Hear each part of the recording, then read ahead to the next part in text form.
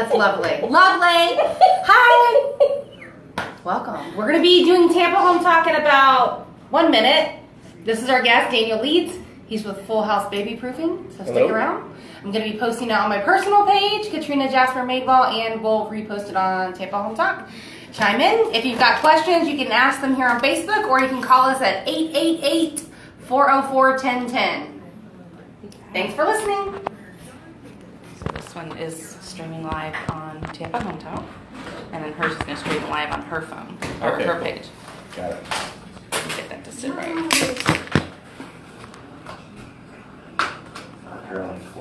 Oh, there we go. Oh.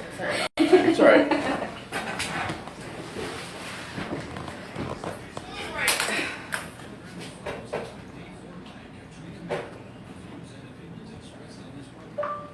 Full House Baby Proofing coming up now. Toll-free call-in lines 888-404-1010.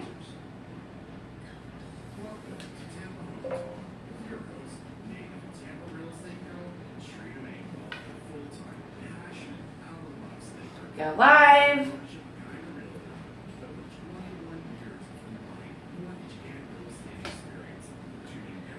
Okay, we're going to be live in about 15 seconds for Tampa Home Talk. Our guest today is Daniel Leeds. He's with Full House Baby Proofing.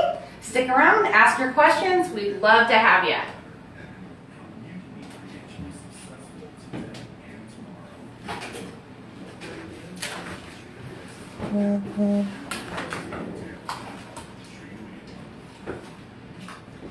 Well, good morning. Welcome. You're listening to Tampa Home Talk. I'm your host, Katrina Madewell. In studio today, we have Daniel Leeds. Hello. I know. I was like putting my headphones on a little bit late, moving around.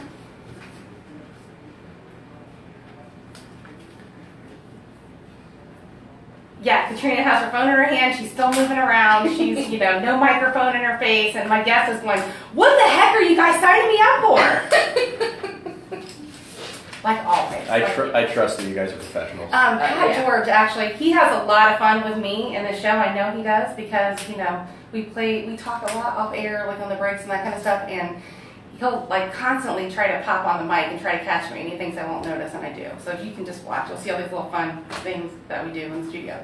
So without further ado, thanks for listening to the show. Yep. This is Tampa Home Talk, and the mission of our show is to help you keep and maintain great credit, live within your means, build wealth. We love to talk about anything in and around the real estate space and anything house related. And so that brings us to our guest today. So we have our guest and his lovely wife that's hanging out behind the glass there with Pat. But Daniel Leeds, welcome to the show. Thank you for having me. And you're with Full House Baby Proofing. Yes. And it's interesting because you've met a couple contacts here at the studio already this morning. Yeah. People, Everybody knows somebody with a baby or having a baby or, just had a baby. So people keep having babies. So the topic for today's show is why you should baby-proof your home, and we're going to talk about many of those things today. But before we dive into that, can you talk a little bit about yourself and how long you've been doing this and why you started doing this? Because this is a very unique company. Yeah, it's definitely a niche.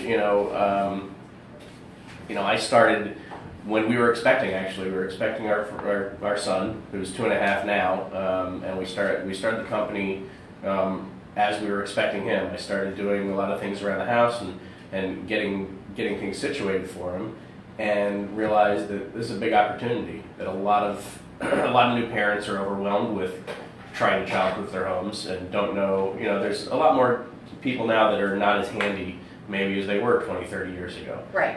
So now, when you say people are overwhelmed trying to baby-proof their home, can you talk more about that? Like, do you mean like in the process and not forgetting things, trying to do that in conjunction with the work schedule? Like, what did you find? I find that it's a combination of everything. I mean, at the end of a long day at work, if you work 40, 50 hours a week, and then when are you supposed to install baby gates or install cabinet locks or take care of getting all that stuff done? At the end of your long day, you're supposed to put up a baby gate you've never installed before and on your stairs, and hope not to drill any extra holes in the walls or hope not to ruin anything.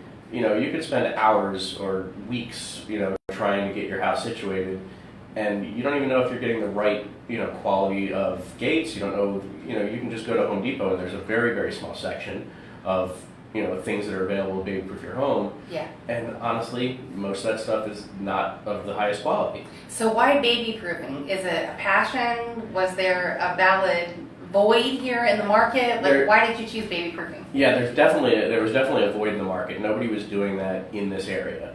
There was a couple baby proofers over on the east coast of Florida, but as far as the Gulf Coast, nobody at all was filling that need.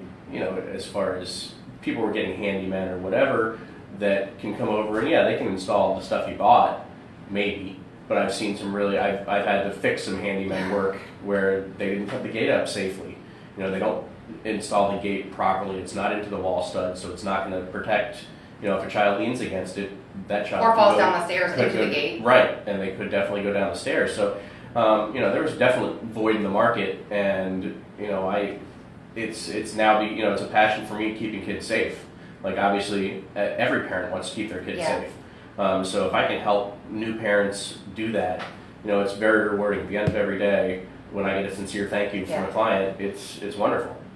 So what did you find when you started this whole research and you were thinking about going into this venture of filling this void in the Tampa market?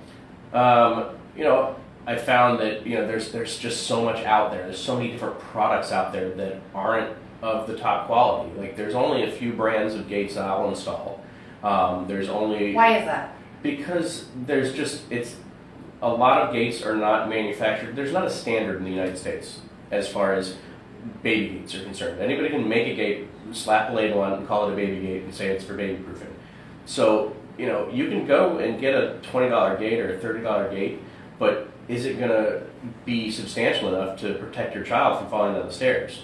And usually no. Most of the ones you can spend hours on Amazon trying to find, there's so many different varieties of things out there. You don't know what's going to be easy to install, or it's going to work with your staircase, or you need special brackets, you need special mounts. There's just so much. Every house is different. So, your house might have, I can just go wall stud to wall stud and put a gate up, whereas somebody else's house might have, they might have banisters and wrought iron staircase that I have to, fabricate some mounts so I can put a gate on it. Gotcha. And I was just thinking about that. Like, are stairs the number one thing that you see? Like, is that one of the biggest hazards? Well, you talked a lot about the staircase. Certainly one of the biggest hazards of kids going down the stairs. But there's a multitude of hazards in the house that a lot of people aren't aware of. Which we're going to talk about. We actually have a top 10 list. If you want to baby proof your home on your own or attempt to do it, right. We're going to give you some value in today's show, and it might be for you or somebody you know. It might be a great show to chime in or let somebody know. Yeah, definitely. So what's the cost to baby proof a home? And I know that's probably a loaded question, right? Being that every house size is different, the dynamics are different. Sure, and we work with all budgets. If somebody wants, hey, we just need you to come over and install a couple gates. And, a lot of the times when we do like the home safety evaluation, the information I'm giving and my recommendations, you don't have to have me install everything. A lot of times the client's like, thank you for that information. We're going to try and do some of this ourselves and save some money because there's a tight budget. When you get a new child, obviously there's a tight budget, and I understand that. So with the home safety evaluation, is that something that you guys do free of charge? Do you charge for that? Like, what goes into that? We do charge for that. It's $69.95, and we do credit back 50% of it as a credit towards installation. So, at the end of the day, it costs you $35, but you get 2 hours of my dedicated time coming in, walking through your home, and I'm going to point out all the dangerous things, all the things that are concerns of mine that I see in your home, and most often I'm pointing out things that the parent doesn't even realize is a concern. There's a lot of things that a fresh set of eyes will see in your home that you don't even realize you're creating a major hazard for your child.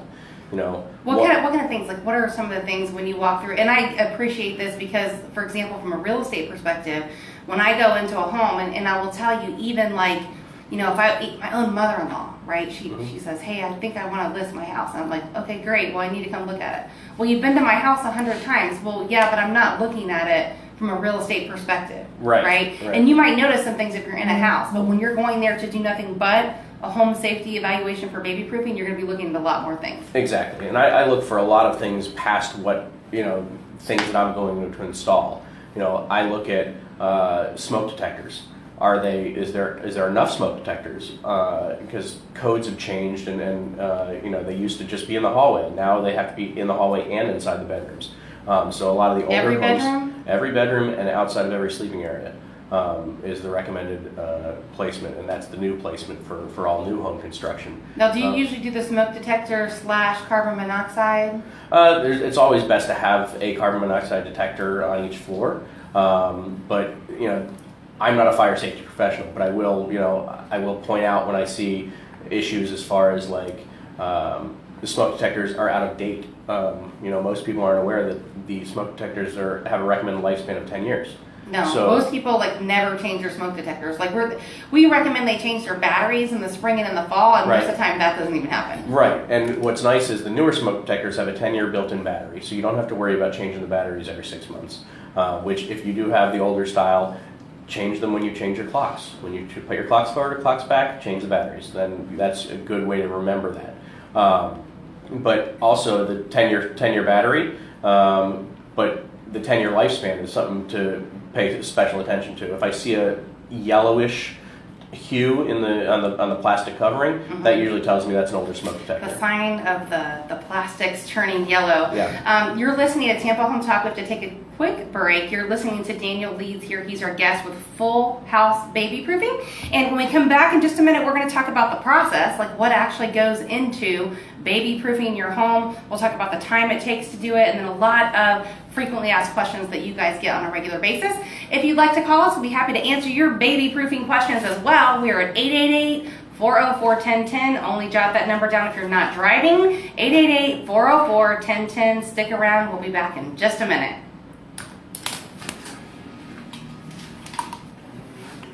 He was talking. I wasn't sure if you paid attention to turn the mic off. Huh? All right. Hello, listeners. Thank you for watching. Thank you for joining us. This is our guest, Daniel. He's with Full House Baby Proofing.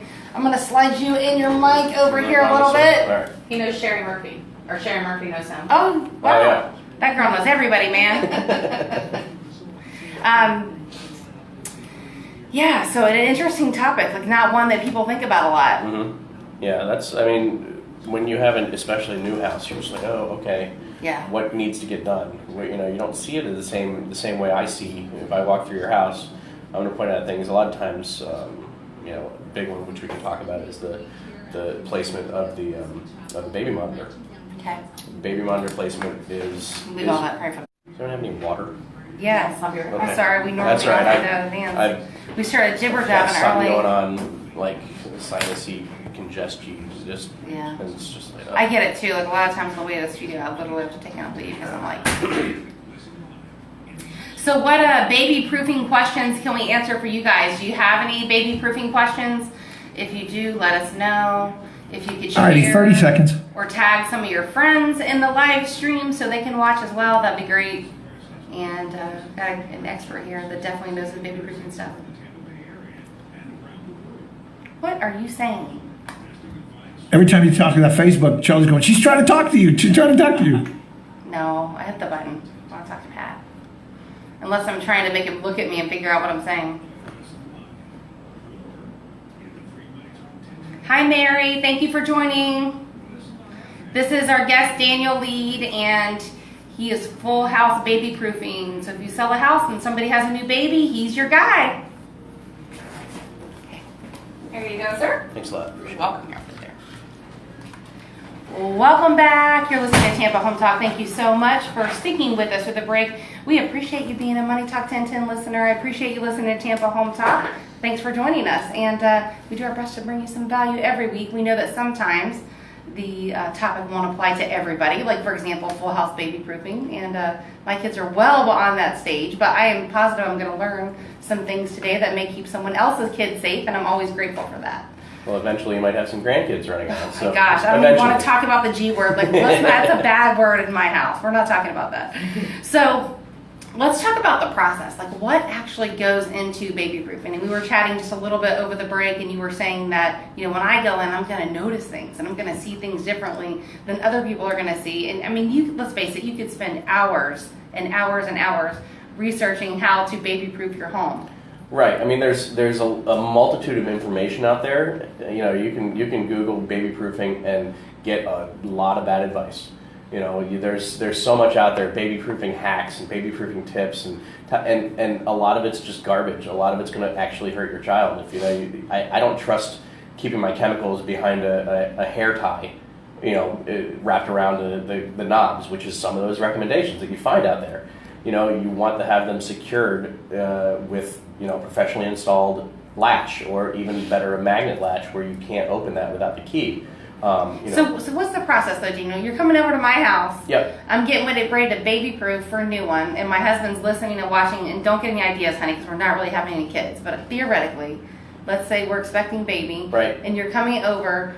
Where would you start? Like, what are some of the first things that you look at as a baby proofer? I start at the front door. We want to make sure the front door, you can secure it, because a lot of the homes, the deadbolt is going to be too low. Mm-hmm. And you hear these tragic stories about these 2.5-year-old, 3-year-old kids that flip the deadbolt and walk right out the front door. And they wander off, and, you know, more times than more often they end up in a retention pond or in a body of water. We actually know somebody that just happened to, and it's awful. It's awful. It's horrendous. So not only are you dealing with the tragedy of your child, but Mhm. you're being investigated also. Right. You know, so they can make sure there's no foul play. You know, so, you know, one thing I look at, all the exit and entry points. And the other thing too, I just want to make just because it's so close to home and we know someone this just happened to, they literally have taken away the other kids until they finish the investigation. It's crazy. It's horrible. It's a horrible situation. So, I mean, the first thing I want to do is make sure, obviously, the kids stay in the house. So we put a lock higher up on the front door. Is that the deadbolt latches with the slide and the ball? Do you use those? No, I use a different type of latch. It's a high security flip lock that we use. I call it the grab lock. That is extra secure. Yeah. It's fantastic, and that you can only open it from the inside, which, you know, is nice. I always make the joke that, you know, my mother has a key to my house, and I want her to knock. So But she doesn't have the baby proof lock. She cannot get in without knocking. So You know, it's amazing how fast.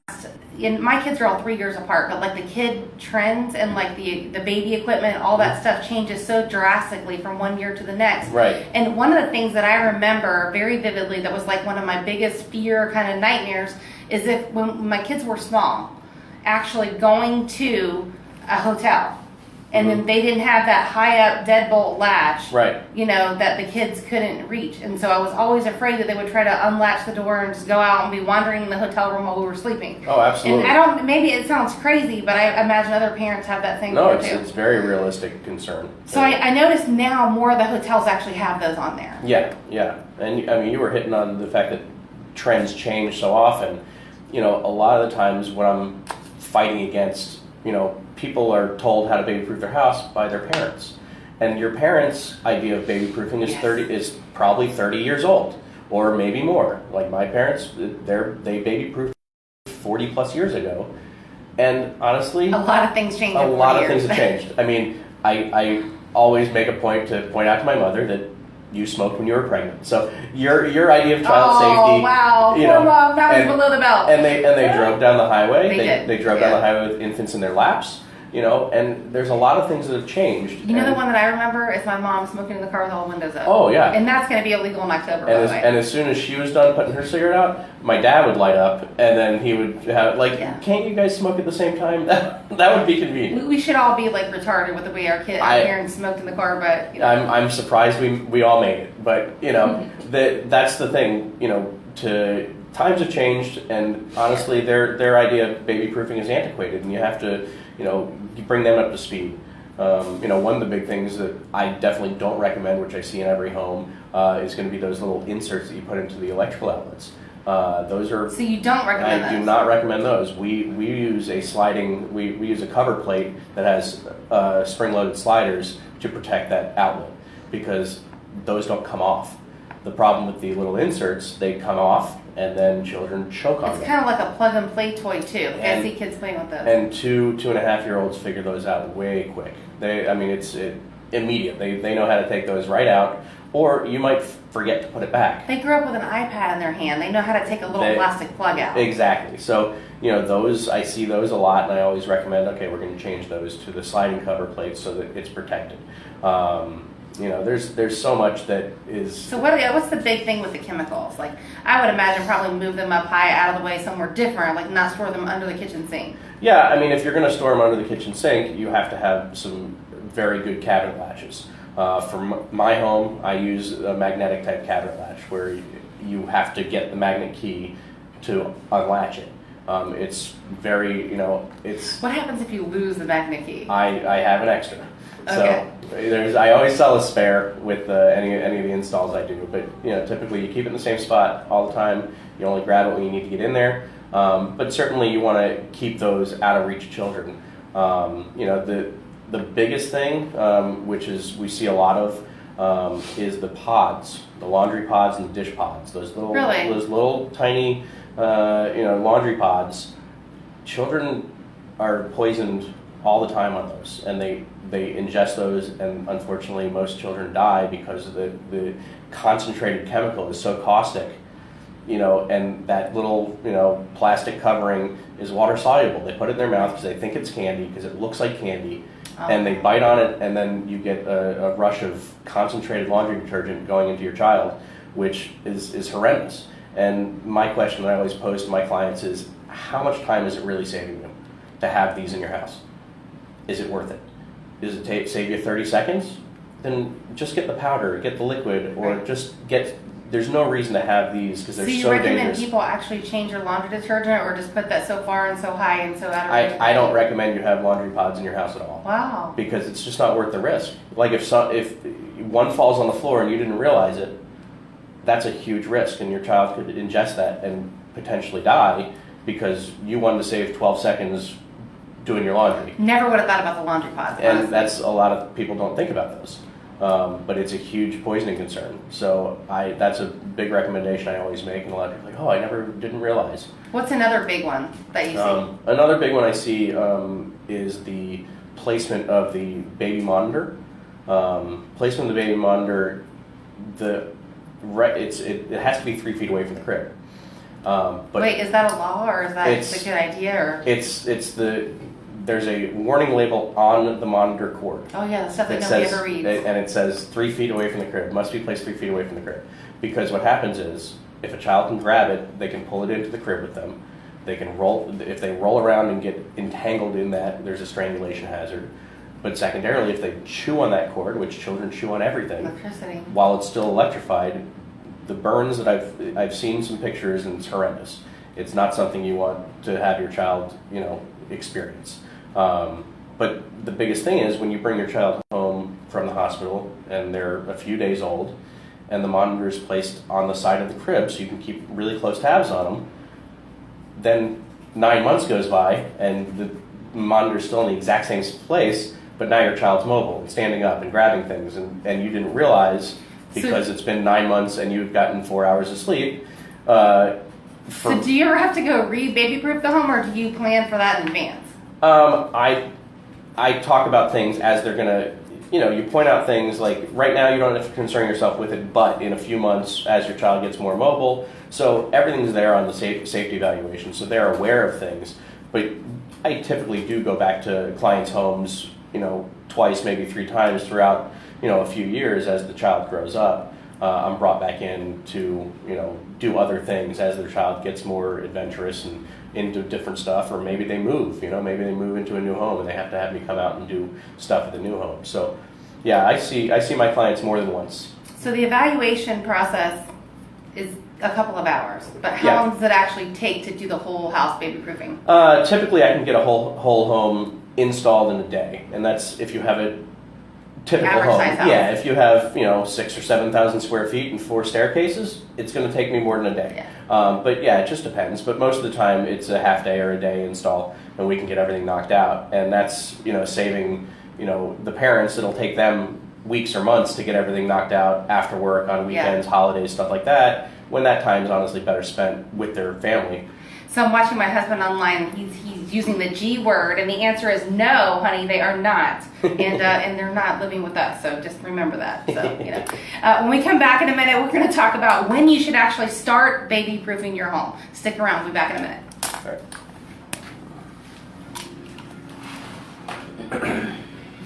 Okay. Charlie wants to give you $170 for that house. You're not going to sell it for that. He said, Charlie goes, well, I don't want to, maybe Charlie, the other guy, I don't know which one said, never going to sell that house if there's a woman involved. Poor Leslie.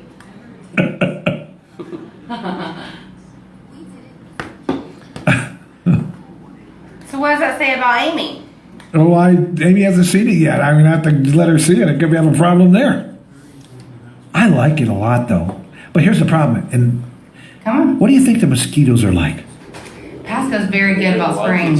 Okay, good. Better than Hillsboro. I've lived in both places, you know. And Pasco's got lower taxes. And you can take your portability with you. I bet you didn't know that. Can you What's portability? My shed. tag my Facebook No. page? Oh. Well, I'm taking that with me. I can't take Not that with the me? same thing. Can I have that in the backyard? Yes, you can take Okay, it with good. you. All right, good. Your portability is your huge tax savings. How long have you been in your house? If she likes it. 25 years? Okay. You can take all that with you. That big tax savings between your together. market All over, value yeah, it should- and your it should assessed pull it up. value. I can look it up and tell you what it is. You get to take that with you to the new house. You're scrolling. It's called Okay. portability application. We do it for you. All right. The 19th is going to be so much fun. I can get it over there. Why? Okay. It's your interview. Or The just 16th. Go to mine and then Yeah, whatever copy date that the is. link. Okay, that Friday. Hi, Jamie. Hi, Sherry. Hi, Echo. Hi, Honey. Hi, Mary. Hi, Rich. I don't know who all I missed. Hi, everybody.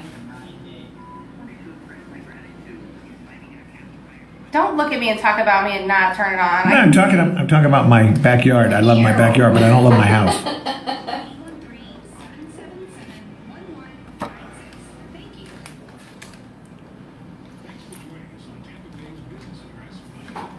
So he hasn't found me baby music yet, but he will. What? This is the one on your page, the freeze frame picture. Oh, lovely. Lovely. That's the one from your phone.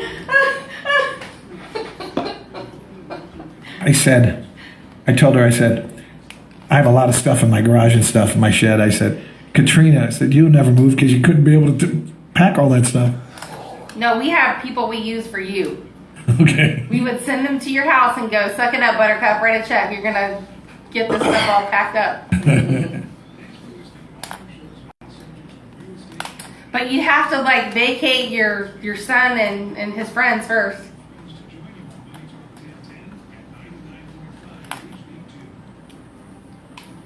I think we're coming back. Not yet.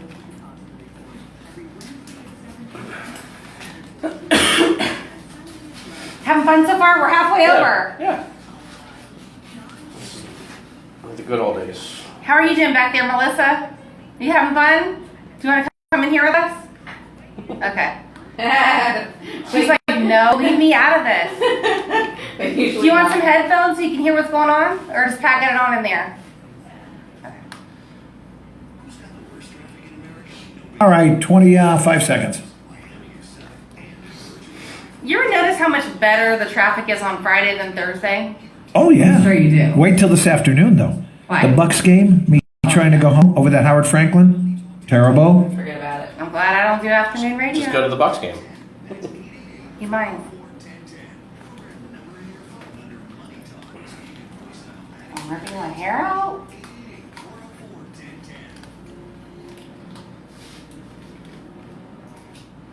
Poor Pat, you're slacking today. No baby music for us. You're slacking on the comeback music.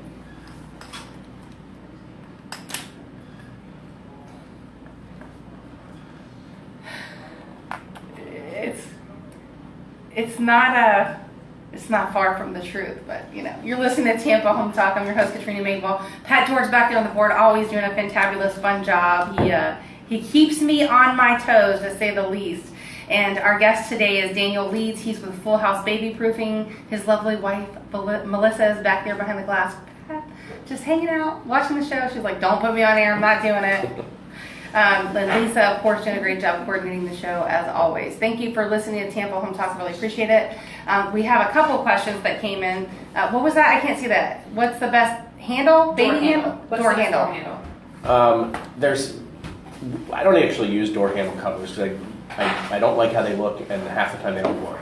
And a lot of people have the lever handles, a lot of people have the round knobs. What we use is a lock that goes on top of the door. It goes at the top of the door, slides open, engage and disengage, and even if you have like the taller doors, the 8-foot doors, we have extension rods that we use, so those are all functional. So you're gonna have to send us some of these pictures, and we'll post them up on Tampa Home Talk because it's Okay. really hard, like audibly, to envision this and Right. see what it looks like. So we'll post that. If I could see it myself, I would describe it, but we'll post them at Tampa Home Talk. Yeah, it's hard to. I usually have to show my clients how it works, Right. or I have a video of my son trying to get into the master bedroom. In the Oh yeah, house. so send me That's- that. We'll yeah, post it on our page. I will We'll send send that them to on you. Tampa Home Talk. So when should somebody actually start the process of baby proofing their home? Usually I recommend 6 months is a really good starting point because your child's getting to the point of being mobile. And Oh, so then- not when they're pregnant, 6 months after baby. Yeah, there's a time in there where your baby's not going to be mobile. That's kind of like the deadline, the 6 month mark. Because if you don't want to be playing catch up, you don't want to be playing the game of trying to keep up with your child as they get there. You want to be ahead of the game. Certain things you want to have done right away. There's really no point to wait. Why wait? Because your child is going to get more mobile. Your child is going to grow up. So waiting to 12 months till they're really mobile doesn't serve any purpose other than keep making it more stressful for the parent.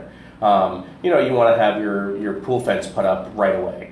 That not only for your child but for other people's kids that come over, Right. and neighbors' kids, stuff like that. You really want to have your pool protected. Man, when our kids were little, we were so afraid of like somebody else's kid drowning in the pool. Like literally, that was one of my biggest fears at our house. That I would literally, when we had birthday parties, I would hire a lifeguard that did nothing but watch the kids. Like that was her job. Yep. To watch the kids in the pool. And- Because all the other adults are talking, or drinking, or hanging out, or you just have to turn your head for a minute. Yeah, we've been to friends' houses that don't have a pool fence, with my 2-year-old, and I can't relax and enjoy myself and have Yeah. a good time because I'm making sure he doesn't fall in the pool. The best thing is to teach them how to swim, but you Well- don't know other kids, Plenty of children who have had swim lessons and knew how to swim have drowned. Yes. Because it's not, it's more, let's create a barrier between the pool and the child. Yeah. And you create a physical barrier because, I have clients who are like, well, we have an alarm on the door, we have this, we have that. Yeah, but nothing beats a physical barrier. If there's a I agree 4-foot with tall that. fence. I agree with that. I will tell you that from firsthand experience, like we had some issues with our older kids and our nieces that like by the time my son was 6 months old, he was in swim classes. Like he Right. knew how to swim from a very early age. Oh, absolutely. I'm not saying don't have take your child to swim lessons. Absolutely get them trained how to swim. But make that extra step and get that Yes. pool fence Agreed. with the gate, with the auto close, auto latch gate, which is the most important part of the fence. A lot of my clients, if they're in a newer home, the builders will put up the fence, but they don't spend the extra money to put the gate in. So what you have to do to get in the pool, you pick a pole up and you move it, and now you have an opening to the pool, right?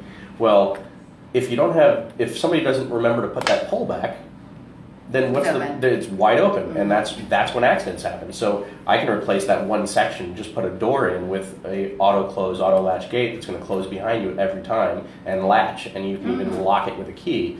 I won't sell a fence without a gate. That's how important it is to me. If you're trying to save money, then I say I'm not willing to do that. So what about the people that say, I watch my baby all the time. Do I really need a baby proof? Because I'm home. I watch my kid all the time. They never leave my side. Do I really need a baby proof? That statement usually comes from somebody with a child 6 months or younger. Or maybe, of course you watch your kid all the time. He doesn't go anywhere because he's not mobile. If you talk to somebody that has a 2-year-old. Can you watch your child all the time? Oh, It's impossible. no. It's impossible. But usually it's a first-time parent. They're like a terrible tornado.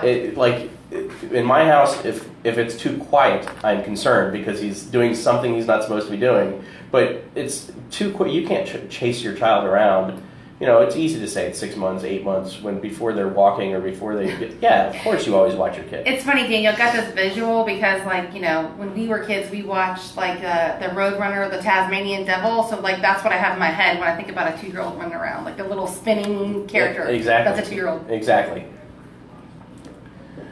Decorator locks, that For the teenagers. I would use the magnetic lock and keep the key in your pocket. Oh, see, he's got an answer for you, Pat. Good luck. Good, nice try on that one. Nice try, nice try. So, how long should you actually keep your home baby-proofed? I mean, In Pat's case, well beyond the teenage years until the children move out. But how long should normal people keep their house baby-proofed? Different things have different time frames. Manufacturers say up to 24 months with baby gates, because past that, like if your child learns how to use the baby gate or they learn how to unlatch it, it's not doing its job. So it's not serving a functional purpose if your child can get past the things you've put in place. Cabinet locks the same way. My biggest thing is if you don't want your child to learn how to do something, don't let them see you do it. If you don't let them see you operate the baby gate and figure out what you're doing, it's going to extend that curve a little longer. If the longer And they go, in this day and age with YouTube, like they figure it out on their own. they figure it out pretty quick. Like another thing is with baby gates, I see a lot of parents. Oh, it's just easier if I just step over it. Well, yeah, it is, but your kid sees you. They can climb over Your it. baby sees you do that, and they're going to want to emulate that. And not to mention what I always tell my clients. I said, one day you're going to miss, and you're going to catch your foot, and you're going to rip it out of the wall because it's not going to hold 250 pounds of adult man. So use the gate like it's intended. So I don't have to come back and reinstall it. And you do obviously provide the installation services as well. Yeah, I provide everything. You just let me know what you want done off the list that we made during the home safety evaluation. I bring all the equipment and I do all the installation, and that's it. All you have to do is write a check. So do you have people that say, oh, I've got safety products, can you just come install mine? I do have that often, and it depends. It depends what you have. Certain times, yes, if you have something that meets my quality standard, that is something I normally install. If it's something you just bought and it was the cheapest thing available on Amazon, I'm not going to install it because I don't want to take that liability risk Right. of installing subpar, equipment. I will say, if you can return it, and we can use my stuff because it's much better quality. So I know you said that you do that home safety evaluation and you give somebody a credit back if they use your services. But do you have people that say, hey, can I just buy your products? I want to try to install them on my own. I'm handy. Do you sell them? Yeah, we will. Typically, most of my clients don't want to do that. If they were going to do that, they wouldn't be calling Right. me in the first place. But sometimes if it's just it's a budgetary concern. A lot of times We'll work like out the details. the electrical outlet covers are very easy to do. It's just time consuming. And sometimes it's worth it to try, and if you have a lot and you want if somebody owes you a favor and you want to have them come over and help you do it, on the weekend, great. I'll sell you the equipment and you can do it yourself. But typically, a lot of parents just appreciate the peace of mind knowing that it's all done in one day and that's it. And then they don't have to worry about it. So what happens in the instance where you do the home safety evaluation and somebody goes, you know what, thank you, I appreciate it, I'll pay you for your time, but I'm going to try and do this on my own. And then they start doing it, they dive in, like what things do they get hung up on where they call you back and they go, I don't know, man, Daniel, you probably need to come help me with this part. A lot of times it's going to be the baby gate installation. If you've got a unique staircase, you've got wrought iron, you've got a interesting, spindles to attach to, or you've got a stair newel post that is round at the top and square at the bottom. Those are the things that trick people up. If you've got a baseboard that comes up really high and you've got to overcome that baseboard to mount the gate, it's tricky. So how is it to undo all that, like after you've installed that? Because I imagine a lot of times in my world, I see that people, okay, yeah, now the house is too small. And now they have to undo all that stuff to get it prepared for the next buyer. Right. I mean, I can come back and just charge you an hourly rate to take everything down. That usually is extremely quick because I know, I know what I'm doing and taking stuff down. But typically, most cabinet locks, 2 screws. So is the stuff realtor proof? Like somebody like me is like, dang it, how do I get this open? Sometimes. Most of the time? Everybody's seen a cabinet lock. Most of the people figure it out pretty quickly. But yeah, it's pretty self-explanatory as far as taking it down. And usually, if you're into a wall stud or something, a little bit of spackle, a little touch of paint, and it's done. A lot of people I find are concerned with having holes and stuff, but that to that point, a couple holes in the wall to secure a gate firmly into the wall stud is way better than not having a hole in the wall and just trying to use a pressure gate, especially like top of the stairs. I see that a lot. Those pressure mounted gates are not safe. They just barrel through the kids. It's not going to hold. Typically those will fail if enough pressure is applied. Not to mention, if you have a staircase that's 48 inches wide, but you put a pressure gate in there that the door is only 24 inches wide, you've shrunk the area you can walk through. So now you're holding a baby at the top of the stairs, you have to turn sideways to get down the stairs. Right. And then everybody's seen those pressure gates. They have that bar right at the bottom of the door. Great, you just put a trip hazard at the top of your stairs while you're trying to, it's bad all the way around. Those pressure gates, I just don't recommend them at all. Yeah, they're a little cheaper, and yeah, you can install them quickly, but it's not safe enough. Now, can someone find the same products that you have, like in their local store or Usually online? not locally. Some of the products are sold to professional baby proofers only. Okay. Some of them, they are available commercially. Now, is there a trade organization for you? Yes, I'm a member of the International Association for Child Safety, and it's a group of about 140 baby proofers and manufacturers actually worldwide. And we have biannual meetings. We collaborate all the time. Yeah. We've got there's a lot of communication between us, which is fantastic. Roughly, what's the cost of baby proof in average home? $2,500, one story. No, 2,500 square foot. Yes, thank you. 2,500 square feet, one story, 3-bedroom, 2-bath house. If you just need a couple stair gates and and you're doing all the electrical, all the thing, my average probably 1,000, 1,200 range, but it's such a big range because it really depends on what you need. Yeah. If you only want a couple cabinet locks done and you want to, you've got a newer home with tamper-resistant outlets, we don't need the outlet covers. Yeah. There's a lot of things that vary, so it really just depends. It's hard to give it. All right, so I'm going to talk to Daniel during the break. We're going to get a special deal just for you guys listening to Tampa Home Talk. When we come back, we're going to have the top 10 items you need to baby proof. Back in a minute.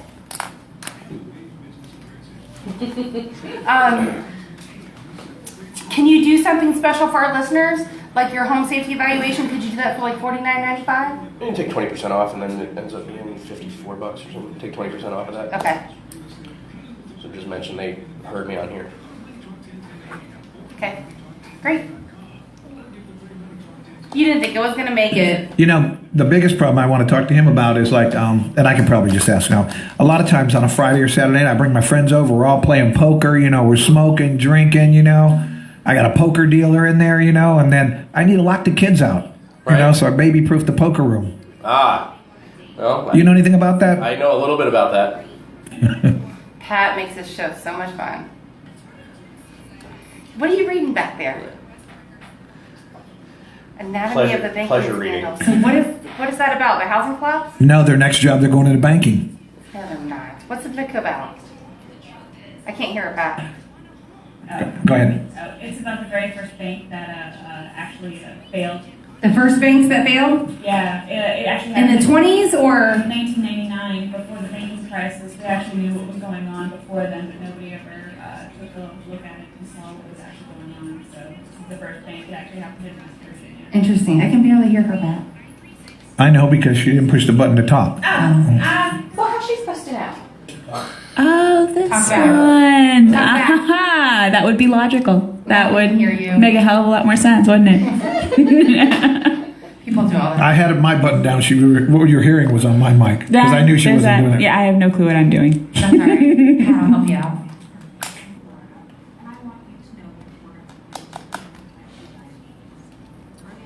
Okay, so my husband wants to know opinion of the locks, the flip-up latches on the sliding glass doors up high. Can we talk about that when we get back? Yeah, I have a special lock that I use on sliding glass doors. That you what? That we use on sliding glass doors. Okay. It's a sliding glass door 10. Can we describe it like talking to somebody that's blind?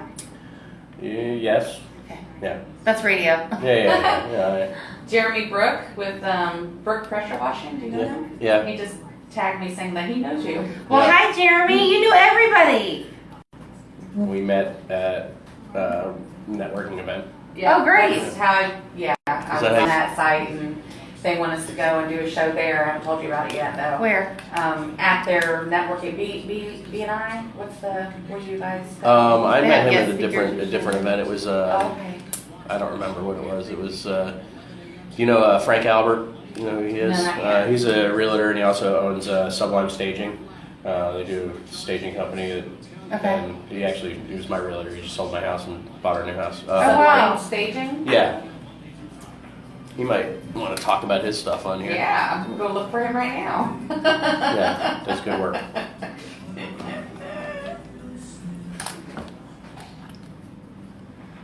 Nice job, Pat. Did he find one? Thank you. For Daniel. I wasn't listening. No. I don't know where you're going with this, but I don't like it. No. None. Really. No. No, the baby factory is closed, in fact, actually. You're listening to Tampa Home Talk. I'm your host, Katrina Madewell, and if it were up to my husband, we would have a whole slew of kids, and I'd be like hiring you next week, but we don't. We have our last one that's 10. Ah. So, you know.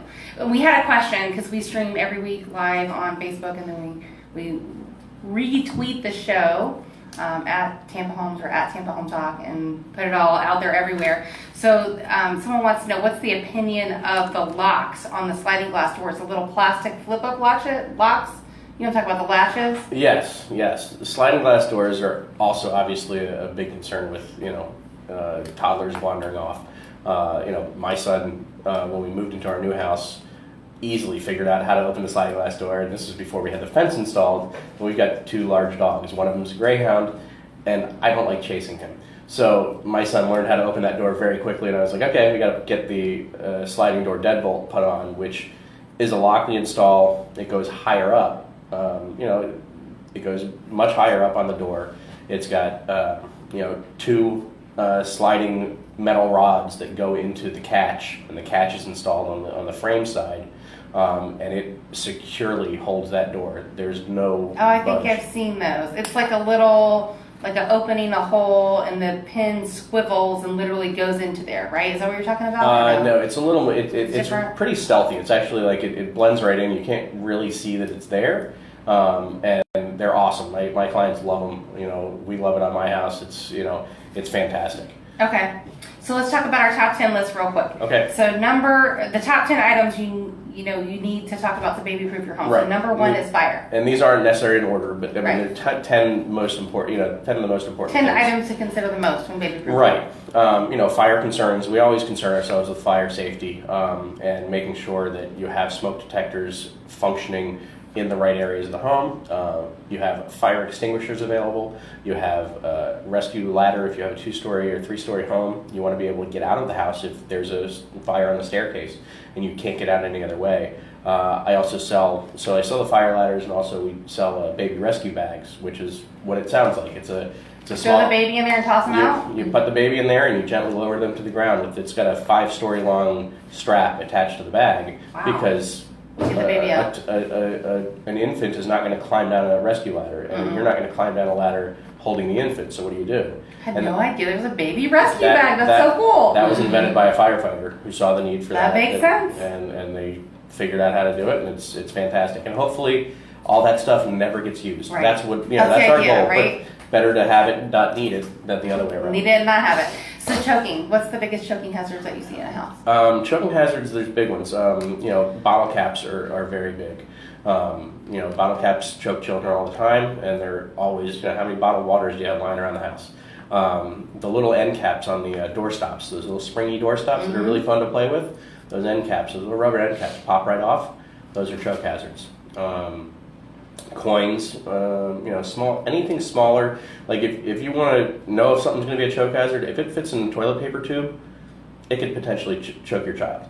That's a good measuring device to figure out if it can choke your child. It's about the size of the child's esophagus.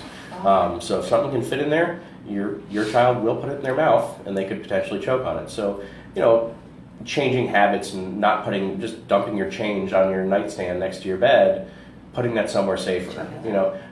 When you've got older kids, you've got 5-6-year-old kids, and you bring an infant into the house, these 6-year-old kids need to know their little small toys. Can't stuff stuff in their mouth. Those little Shopkins, I think they're called. Those little tiny, they're just small Toys, yeah. plastic pieces of nothing, but they, those are strewn about the house, and you don't want that to choke your child. So be very aware of that. So electricity. Electrical concerns. Kids are curious. They're going to stick things in the plugs. That's still pretty high up the list. Oh, definitely. You definitely have to keep an eye on that and make sure those are covered and protected. All the cords are tidied up so they can't pull on cords and pull them out. All right, furniture. This just happened to one of my sellers. No kidding. We're not gonna have time, Pat. We're like running out of time. Okay. That's our- Furniture hazards. Tip over is the biggest concern. Tip over concerns. Is big in the news with IKEA lately, with furniture toppling over. Children pull the drawers out, stand in the drawer, shift the balance of the furniture, and it topples over on them. Big, large mirrors I see a lot, just leaning against the wall, not secured into the wall stud. Also, other furniture concerns like sharp edges, corners, stuff like that. You want to have those protected, but more so the tip over is the biggest concern. And blinds are a big one too. Yeah, I always recommend parents look into cordless blinds because it's just not worth the risk. Children get tangled up in blinds all the time, and it doesn't end well. It's just for under $100, you can go to Lowe's and get yourself a cordless blind that looks nice, actually keeps the light out, which is nice. We like that in my home. Keeping the light out of the house. So at 6 Especially o'clock, in those early Saturday mornings. yeah, exactly. What about stairs? How are those the biggest hazards? About 100,000 kids a year end up in emergency rooms due to falls downstairs. So you want to protect those stairs, top and bottom. A lot of parents think, oh, just the top. It's really more than that. If your child walks up 5 stairs from the bottom and then slips and falls down, it's the same thing. So you have to protect the stairs, both top and bottom with a hardware-mounted gate. What about doors? Is it more exterior doors or interior? Or? Well, certainly exterior doors are the biggest concern because you don't want them wandering, which we talked about a little earlier. You don't want them wandering out, but interior doors as well. If there's, you don't want them in certain rooms because there's dangerous stuff in those rooms. You don't want them going in the office. There's no reason for the kids to go in the office or maybe the workout room or whatever. We can protect all those doors. Why is it such a big deal to baby-proof cabinets? Because what's in the cabinets? Pots and pans? Pots, pans, knives, sharp things under the kitchen sink, under the bathroom sink. There's chemicals. There's things that can end up poisoning a child, which is also on the list. The poisoning. All right, pools. Let's talk about that real quick. We talk got about about 30 seconds. Pools. Kids drown in pools. Kids end up. That is the. What's the biggest thing you do for the pools other than the gate? The auto closing gate we talked about. Installing the 4-foot tall fence with the safety gate. That's the biggest thing we can do. Do you do pool alarms or anything going on? No, I don't do pool alarms. I don't do the pool. You can get the pool alarms, but it's just not enough. It's not. People will think, oh, that's good enough. It's not enough. Yeah. The pool fence is the way to keep your child safe from falling in the pool. So Daniel Leeds, he's with Full House Baby Proofing, and by the way, if you're interested in their services, you can get a home safety evaluation for 20% off. Just mention Tampa Home Talk or mention my name, Katrina Madewell, and Daniel and Melissa will make sure you get 20% off your home safety evaluation. They'll take excellent care of your children, and we really appreciate you listening. Thank you so much for chiming in. Remember, love where you live, baby proof your home, or myself or Daniel will fix it. All Welcome right. home. We're out. Bye bye. Great. Good show. Thanks for watching. Responses. Everybody knows Daniel. Oh yeah. You get around, huh? I do. I know Sherry for a while. I've known Sherry for a long time. How do you So- guys know Sherry? She works with us. She's a buyer's agent on our team. Oh yeah. Yes. So, Daniel, we run out of time always on air because, we're limited and we have Right. to take breaks and all that stuff. But can you go ahead and give out all your information, phone number, Yep. email address, website? Website's going to be fullhousebabyproofing.com. Instagram, Full House Baby Proofing. Facebook, just search Full House Baby Proofing. And Twitter is Baby Proof Tampa. Perfect. Because Full House Baby Proofing wouldn't fit or something. I don't know. Nothing fits in Twitter. Yeah, so we went with Baby Proof Tampa. And then phone number 813-693-2270. But if you go onto the website, on the Contact Us section, just put your information in there and we'll get right back to you as soon as possible. So. And don't forget, we got you a deal of 20% off just because we love you. Thank you for watching. Thank you for listening. Please share me and share my guest Daniel with anybody that has a need for their services, has a little one, and could protect their home. We don't want anybody getting hurt. Thank you so much for watching Tampa Home Talk. We appreciate you listening. We appreciate you watching. Bye.